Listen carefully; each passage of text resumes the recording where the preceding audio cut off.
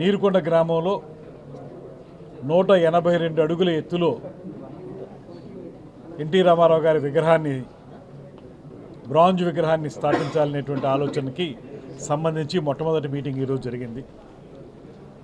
తెలుగు జాతి యొక్క ఔన్నత్యాన్ని విశ్వ వినువీధుల్లో ఎగరవేసినటువంటి కళా రంగంలో అద్భుతమైనటువంటి సేవలు అందించడం మాత్రమే కాకుండా రాజకీయ నాయకునిగా, పేదలకి పట్టెడన్నం పెట్టినటువంటి నాయకునిగా కూడా పేరొందినటువంటి ఎన్టీ రామారావు గారి విగ్రహాన్ని భవిష్యత్ తరాల వారికి ఒక మార్గదర్శకంగా ఉండటానికి వీలుగా, ముఖ్యంగా ఆయన విగ్రహాన్ని చూసిన వెంటనే సేవ చేయాలి,